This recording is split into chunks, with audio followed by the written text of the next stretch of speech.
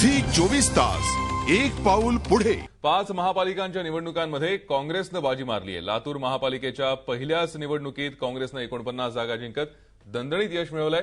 त्यामुळे वेगवेगळ्या वादात अडकूनही लातूरकरांनी केंद्रीय मंत्री विलासराव देशमुखांनाच कौल दिलाय। आता यांच्याच मर्जीतल्या काँग्रेसचा पहिला महापौर होणार हे स्पष्ट आहे। तर चंद्रपुरात मात्र भाजपचे प्रदेशाध्यक्ष सुधीर मुनगंटीवार यांना होम पिचवर पराभवाचा धक्का बसलाय। चंद्रपुरात पहिला महापौर भाजपचा बसवण्याचा आटापिटा मुनगंटीवार यांनी केला खरा, पण त्यांना जिल्हा परिषद निवडणुकीतली राष्ट्रवादी बरोबरची हात मिळवणी महागात पडली असंच म्हणावं लागेल। तर मालेगावमध्ये मुस्लिम मतदारांनी काँग्रेसला साथ दिली आहे। काँग्रेसच्या 15 वरून 25 जागा झाल्यात, तर सत्तेत असलेल्या तिसरा महाडचं संख्याबळ घटलंय। 28 वरून ते 19 वर उतरलंय। हद्दवाढ झाल्याचा फायदा शिवसेनेला झाला। हिंदू बहुल भाग समाविष्ट झाल्यानं शिवसेनेच्या 7 वरून 11 जागा झाल्यात। भिवंडीत 26 जागा मिळवून काँग्रेस क्रमांक 1 चा पक्ष ठरला असला तरी सत्तेसाठी काँग्रेसला राष्ट्रवादी बरोबरच समाजवादी पक्ष आणि कोणार्क विकास आघाडी बरोबर तडजोड करावी लागेल असं दिसतंय। परभणीचा पहिला महापौर राष्ट्रवादीचा असणार आहे हे उघड आहे। राष्ट्रवादी 30 जागा जिंकत सर्वात मोठा पक्ष म्हणून उदयाला आलाय।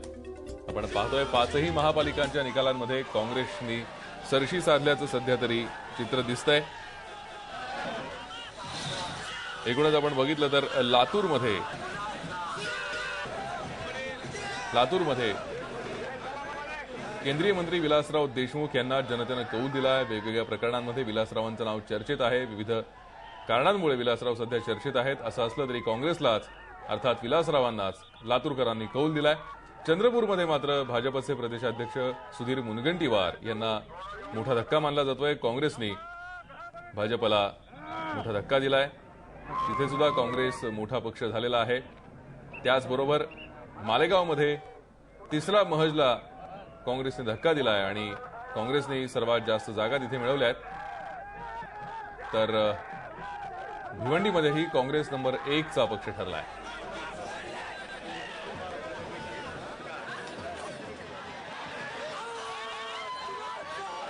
पाचही महानगरपालिकेमध्ये काँग्रेस पक्षाला जे यश त्या ठिकाणी मिळालं त्याबद्दल मी सर्वप्रथम या 5ही महानगरपालिकेमधल्या मतदारांचे मनापासून आभार प्रदेश काँग्रेस कमिटीच्या वतीने व्यक्त करतो। आणि त्यामध्येही लातूरचा विजय हा नेत्रदीपक अशा प्रकारचा आमचा विजय आहे। झी 24 तास एक पाऊल पुढे।